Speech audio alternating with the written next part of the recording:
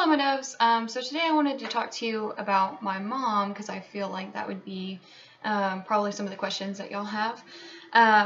So she grew up with my grandparents and, well, obviously, and met my father when she was about 19 or 20. I don't really know her exact age when she met him. But she married my father and moved away from my grandparents and started her family with him. They had my sister, myself, and then my younger brother. And they were married for I want to say 6 or 7 years.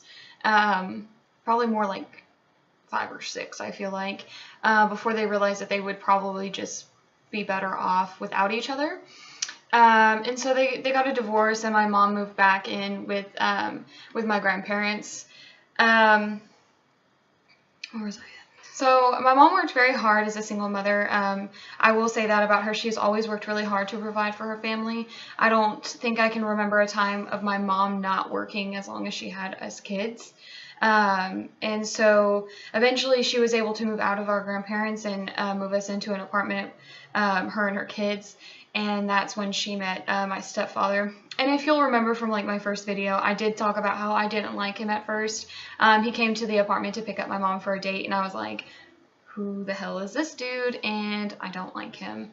I really didn't trust him either, but the more that the longer he dated my mom, and the more he came around, he was actually very playful with us as kids. He would be a part of our make-believe pretend kid games, and if we made food, he would eat it, food out of dirt. It's interesting looking back on it because how involved he seemed to be in our lives as kids then, and then once we moved here, everything changed and he became this different person, which was really, really confusing for not only myself, but I assume everyone else. I want to say shortly after we moved here, my mother and stepfather would fight all the time. Sorry, I have cats everywhere. My mother and stepfather would fight all the time. He never really got physically abusive with her. It was all emotional and verbal abuse. So that to me I thought was interesting. I think it was probably that he knew that he couldn't get away with physically abusing her. And my mom tried to shield us from a lot of the fights that they got into because she didn't really think that fighting was something that children should see, that, adult problems were adult problems and children shouldn't be a part of that. But he definitely disagreed, and it wasn't before long in their fighting process that he would pull us into it and make us a part of the argument and have us prove his points, I guess, I remember one time they were fighting really bad, and it was one of the first fights that they had there, and somehow they ended up outside. I think my mom walked outside and then he walked outside, and she ran back inside and tried to lock him out of the house, and she wasn't really successful in that. He managed to get into the house before she could lock the last door, but I remember that being one of the worst fights that they have ever had. So, like I said, my mom tried to keep the kids out of fights between them two because, honestly, it isn't a place for children to be involved in adult fights. Children should be playing and not having to be dealing with that kind of stuff. But eventually he would, bring us into the fight. For instance, they would fight over something that she had said or not said or something like that, and he would pull us in there and be like, oh, your mother didn't say that, or did she say this, or stuff like that. And we learned very quickly that it was just easier to side with him. When you're looking at it from a survival mode, if you side with your mom, you get beat later on for not siding with this terrible person, but if you side with this terrible person, then your mom's feelings get hurt. And so then you have to decide which is the lesser of two evils. And unfortunately, a lot of times, and towards the end all the time, we did choose to hurt our mom's feelings over the alternative. And I personally am very sorry for that. I can only imagine how crazy that must have made her feel, to know that she wasn't wrong, or to know that she had done something, or, to know something for a fact and then have everybody tell you that you were wrong, or that, you didn't do that or you didn't say that. So I do apologize for that, because I can only imagine how terrible that must feel, especially coming from your children. So I told you that the first time I had been beaten by him was probably whenever I was 7. It was like right when we moved. And that obviously stands out to me because it was the first time that it happened.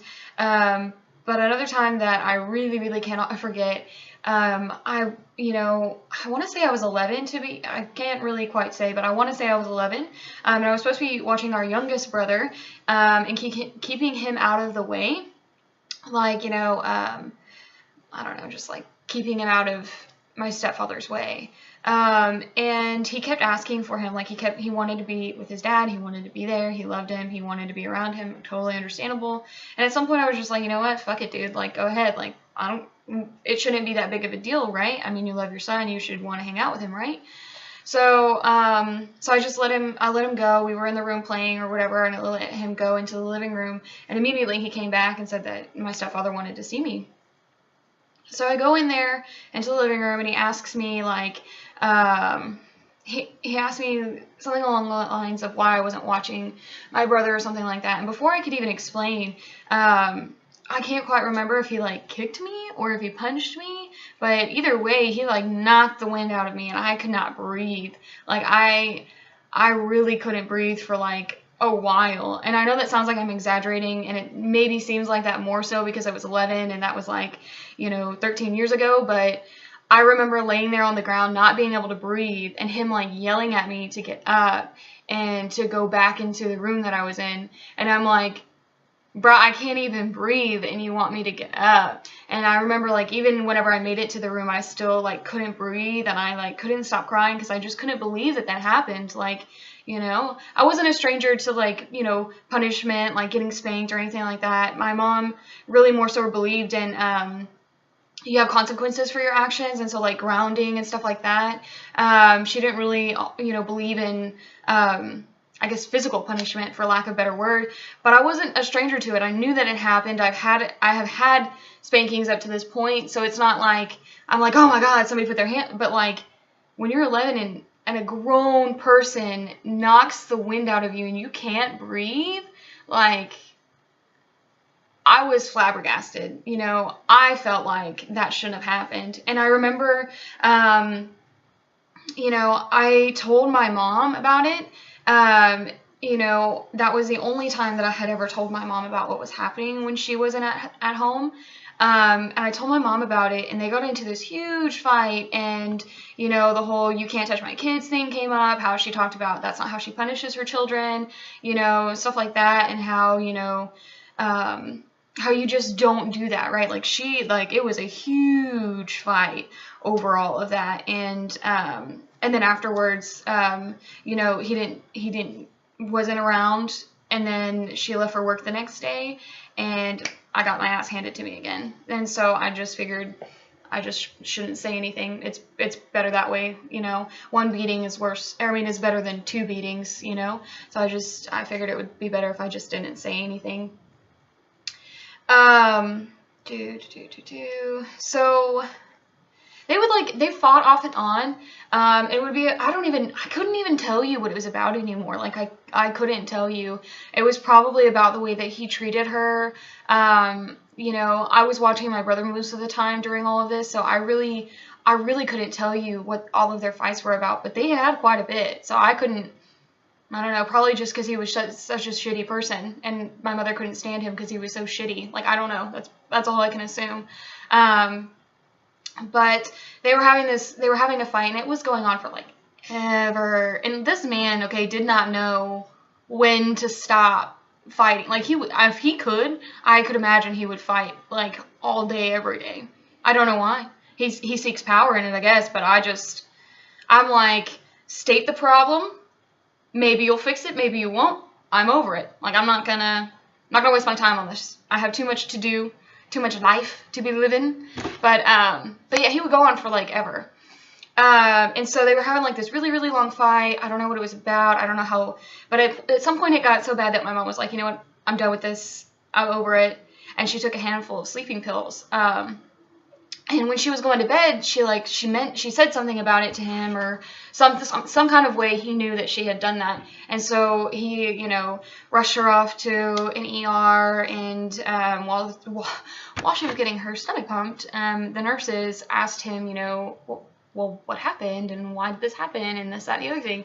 And so he told them that she was battling depression, and that she was depressed, and that must be why she did it.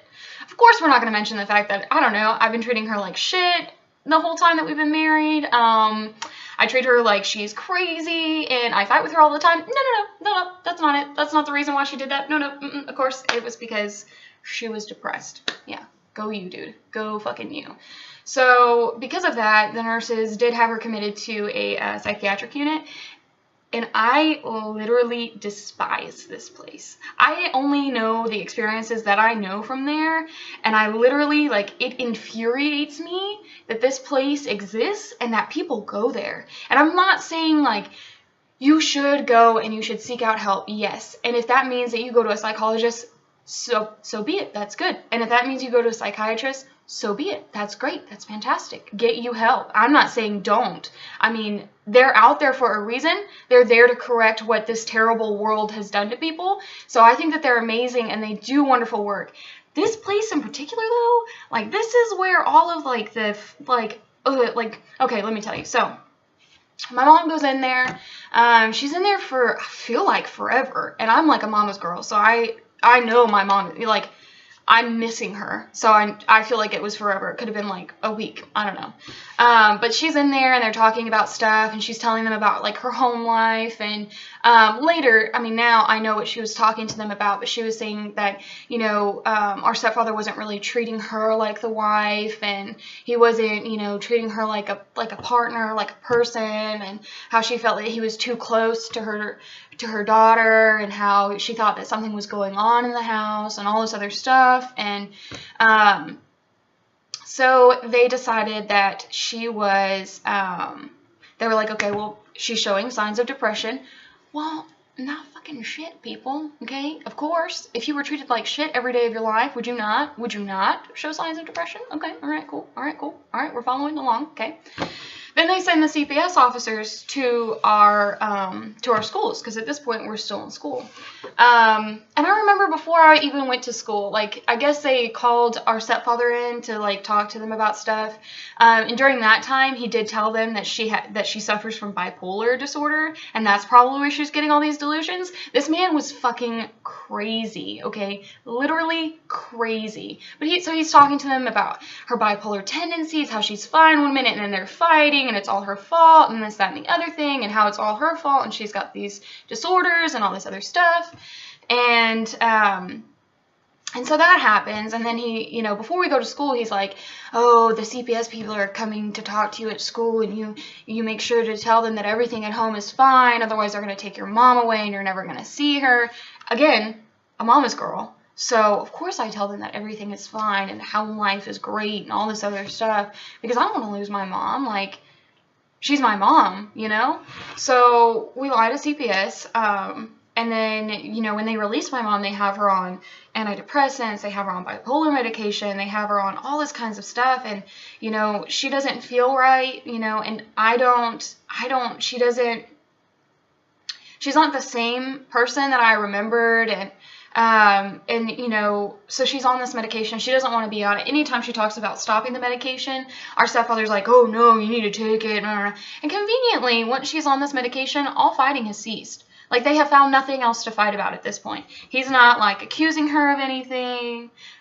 She's not, like, she's not fighting or anything. And the only thing that I can assume is that she just didn't have the energy based off of the medications that she was on, and the fact that, I mean, yes, it would make sense that my mom was depressed at the time. It does. It definitely makes sense. But I feel like it was a situational thing that made her depressed, and that if the situation had been fixed, which it has been fixed, and my mother is perfectly fine now, I personally don't feel that she needed the medication.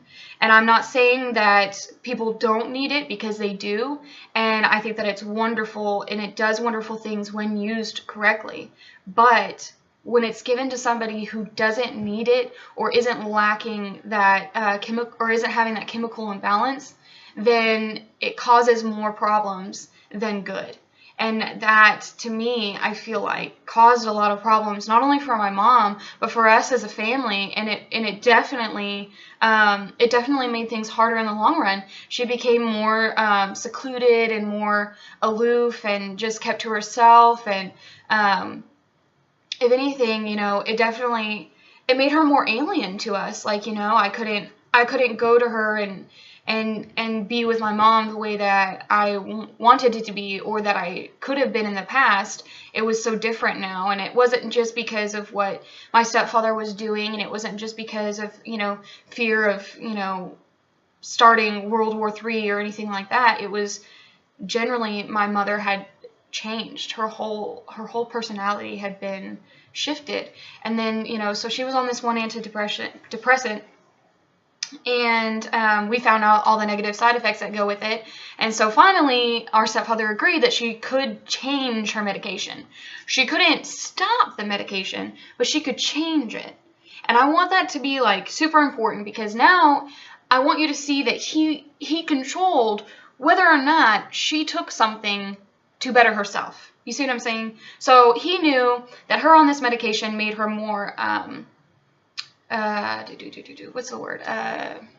Made her more vulnerable. That's not the word I wanted, but we're going to go with that. Made her more vulnerable, and weak, and it made her more compliant and submissive. There we go. That's the word. And so then he was able to carry out all these things without having to constantly fight with this person. He got to do what he wanted and not have to pay for it at that time, because before, when my mother was fighting with him, she was seeing what was going on, and she was fighting with him to try and correct it, to try and see what was going on, to try and figure out what needed to be done, what needed to be fixed. And he wasn't, he was just fighting because he didn't want to do that. He wanted control over everybody. And so by him doing this, he had control over her.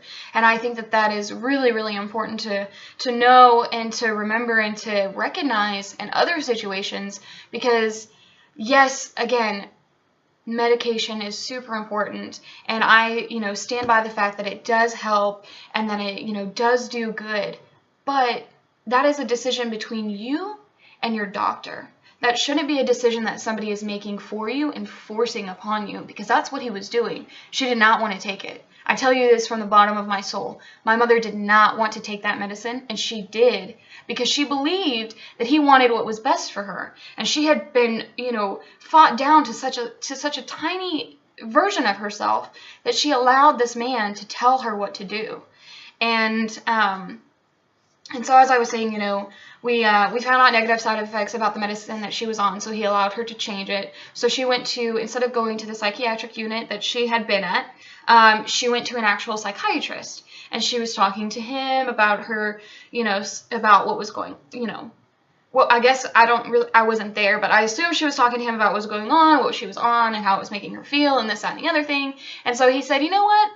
You're not actually depressed, but you are bipolar. So yeah, we're going to keep you on bipolar medicine, but we're going to switch you from what you're on to something else.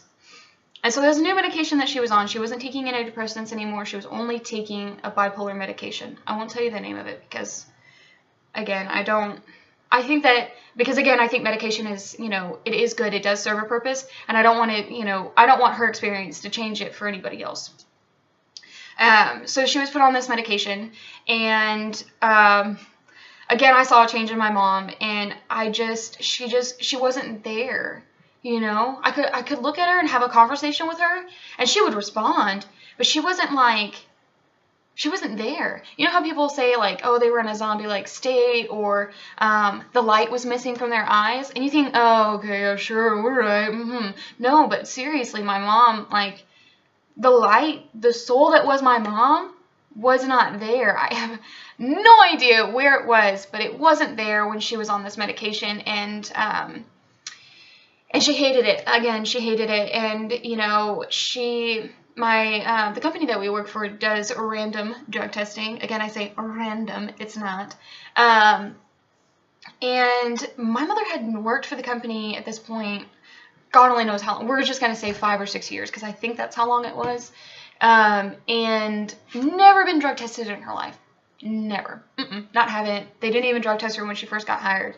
As soon as she started this medication, though, she was getting drug tested like every time it came up, because she wasn't functioning at work very well. She couldn't form sentences the way that she was supposed to. She couldn't, her words would get really mixed up. Like, she would go to say pencil and say umbrella instead. Like, it was all these different things that, like, were red flags for everybody, but somehow, you know, no, that's how it's supposed to be for you. Like, I still don't, you know. So eventually my mom had enough, and she was tired of it, and she stopped taking her medication. She didn't tell anybody. She still went and refilled the prescriptions like she was supposed to, but she stopped taking them. And I honestly want to say that I can't say what would have happened and what might have happened, because that's, you know, that's the unknown. I'll never know that. But I will say that her not taking that medication definitely made it easier when we did tell her to come home and to get us away from this guy, because she was more coherent and you could definitely get through to her. And I mean, maybe it would have been the same if she was still in the, maybe not, I don't know, but I definitely think that my mom, you know, decided, no, enough is enough. I'm gonna listen to myself. I'm gonna listen to my gut and do what I think is right. And she stopped taking it. I you know, not that I recommend stop taking things without getting with your doctor, but for her it happened to work out. Sorry, I have notes written up here so I don't forget where I'm going. So then the reason why I absolutely despise this psychiatric unit, I swear to you, I am not making this up. I really am not. I wish that I was. So when we told our mom what happened and we were finally away from him, we were at my sister's apartment, we told her what happened. She immediately took us to the police station. I don't know if I told y'all that, but she immediately took us to the police station. We made a report, and they went to go arrest him. And we were like, oh, yes, we could trust these coppers. And so they went to go arrest him, right? So they arrested him, and they sent him for a psych eval. Okay? And they sent him to the psychiatric unit that my mother was at, okay? So they have my mother, and they say, you're depressed, you have bipolar, you're, you know, delusional, whatever, we're going to load you up with this medication. They actually have a fucking child molester, rapist, sexual predator, crazy person, controlling, narcissistic, abusive person in their unit. And they're like, you're fine. No, you're good. They held him for 24 hours. 24 hours, and they released him with a clean bill of health. You're totally fine. Super sane. Super great. What? What? I know my mom was not bipolar. I mean, I knew it whenever they said it, and then now looking back at it and reading, you know, what it means and actually knowing all that stuff, I know that she wasn't. Even when she went in there, she wasn't. Yes, depression fits. I won't blame them for that. I mean, I will say it was situational because, obviously, but I'm not going to say, she wasn't, and then they let the guy go. They just said, oh no, you're fine. Go ahead and go. Have a great day. What the fuck? Seriously? Oh my God. I still to this day cannot believe it. And I just cannot. That infuriates me beyond belief. And that just goes to show that it doesn't matter what these people look like. And I say these people, meaning sexual predators. It doesn't matter what they look like. And it doesn't matter, you know, what their social status is. They could be anybody at all. And that's the scariest part. And then it's even more scary to know that 95%, I made that up. I don't know if that's really how many of them, but the majority of them are super freaking charismatic, and they could just you just would never believe it. Like this dude who did this stuff, super charismatic, got away with it. 24 hours, you're good. Ugh. Sorry, I went a little crazy there. Apologize, but you understand what you know, bleh. So I personally cannot, nor will I ever, blame my mother for what happened. The only person, and I'll say this again, the only person that I can blame is my stepfather. He is the one who knew that what he was doing was wrong. He is the one who knew what he was doing. He was the one who decided to do it. That was all on him. I won't blame my mother. And being there, being in the situation, yeah, I can see how domestic violence works. And that's what this is. That's what that was. My mother was a victim of domestic violence. And, I can't blame her for that. That's, you don't blame victims for that. No, you blame the person who did it. And he did that. He took my mother away from me. So, okay, I get it. I do get the argument. Yeah, she was the adult and, as a mother, it's her job to protect her young. I get all of that. I understand all of that. But she was actively being abused just as much as we were. Okay, well, I won't say just as much because I don't want to offend anybody. But she was also being abused. She was also a victim. And I personally can't blame her for that. I did see what went down, and I did see how she was treated, and I think that's probably why, I'm so adamant about not blaming her. I know that she wasn't the same mother that I remembered when she was on those medications. I do know that. In my soul of souls, I really remember that. And I missed her. I needed her. And, she just wasn't there. She was there physically, but her soul and her personality and her as a person was not there. I know that if I had told her sooner about the sexual abuse, I know hands down she would have done something about it.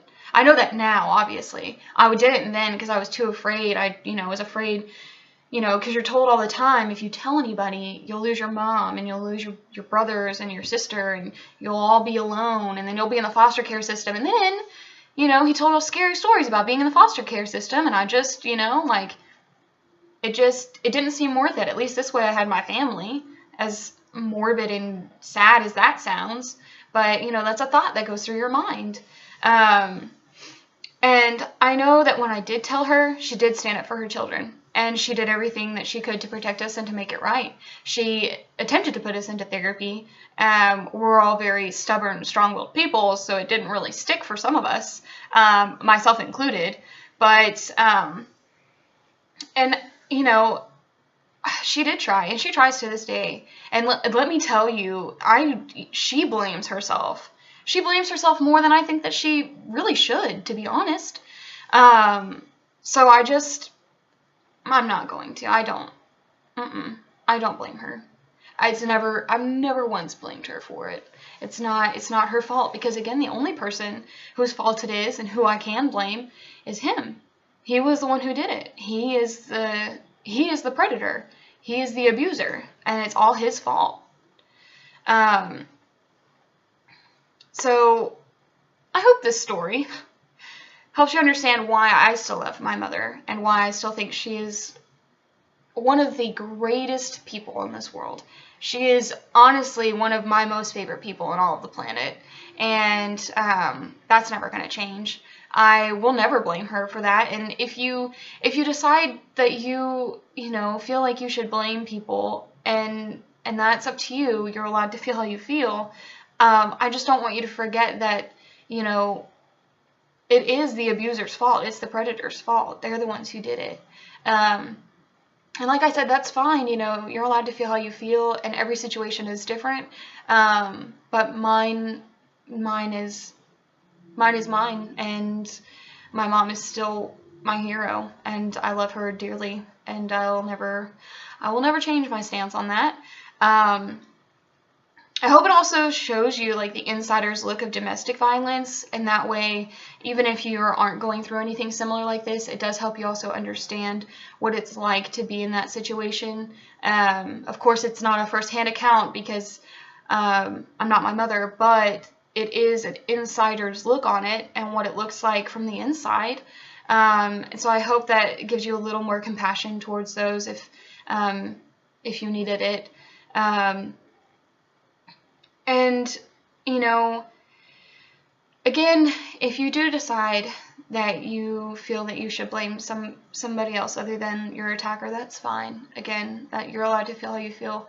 But I hope that you never blame anyone but the one that hurt you, because they are the real monsters. And I hope out of all things that you never, ever, ever, ever blame yourself, because it's no matter what, it is never your fault that happens. Never. These monsters, these predators, they seek out people that they think that they can control, and for a time this one could control us and me, and then holy shit, you can't. No, not having it, not doing it.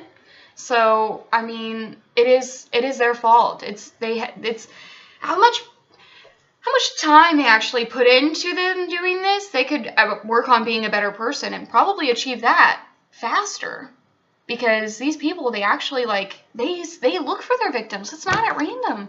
You're not a random. They chose you, and that's ridiculous. That is freaking crazy, and not your fault. Completely on them. It's all their fault. They're the real monsters. And I also hope that this story doesn't make you feel alone, and that it also shows you that you can overcome anything, from being a domestic violence survivor, to being a sexual abuse survivor, to being a survivor of life, because life is tough too. So I really hope that it helps you see all the things that you have overcome and that you can overcome with whatever is going on in your life. And most of all, I wish you nothing but love, happiness, and a healthy life. So until next time, and hopefully a better, shorter story. This is like super long, and I apologize. Goodbye, my doves.